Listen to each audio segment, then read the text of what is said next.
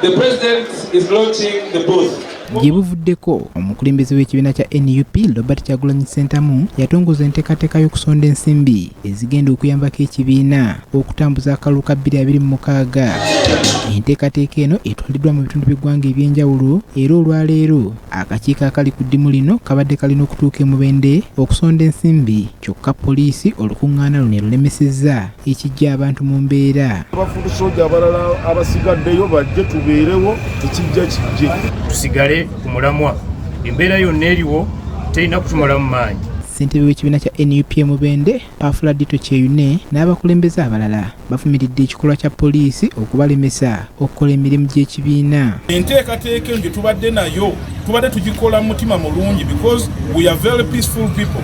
Newaka wennyini we tubeera ate tebaagala tukolerewo emirimu gyaffe nga National Unity Platform. Drive muze muzuulira mu bitundu by'enjawulo. Banna NUP abalala bagamba nti kino ekikoleddwa poliisi kiraga nti ekibiina kya NRM amaanyi gakiwedde. DPS atugambye n'aba-NRM abamu babadde bateekateeka okwekalakaasa.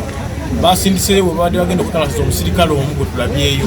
Naye ffe wano abasirikale bonna boolaba abeetoolodde ekitundu kino bonna bazze kulwanagana naffe abantu. Bo aba NRM sente ezibayamba bakozesa sente ya muyi wa musolo.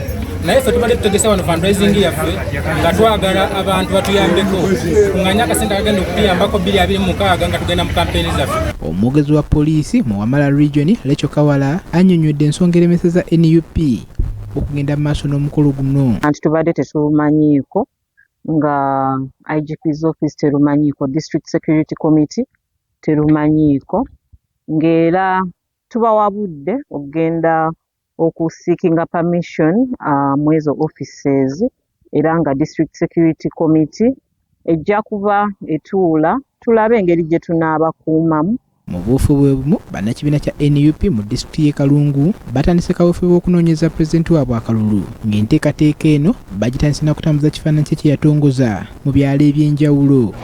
Bano era batadde emikono ku kifaananyi kino ng'akabonero akalaga obuwagizi eri Kyagulanyi. Abakulembeddemu enteekateeka eno bagamba nti kino bakikola okusagulira omuntu waabwe obuwagizi mu bitundu byabwe gye bawangaalira. Eri abalala abali abandyegombye oba abandyagadde okuba ekipande ky'omukulembeze yakifulumya n'akiteeka ku mutimbagano egy'enjawulo mukijjeyo mukube ebipande ebyo buli omu akitimbe.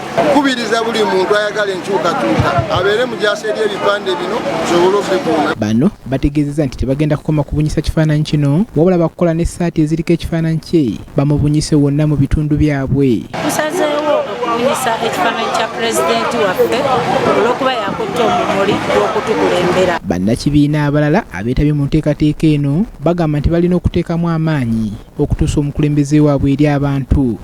Naye muleke ebipande bibeerewo, muleke tubavuganye abantu beesalirewo ani asinga. Nga Luka ya Town Council tetuyina mbeera yonna gye tutaddewo ku bantu batimbye ebipande byabwe.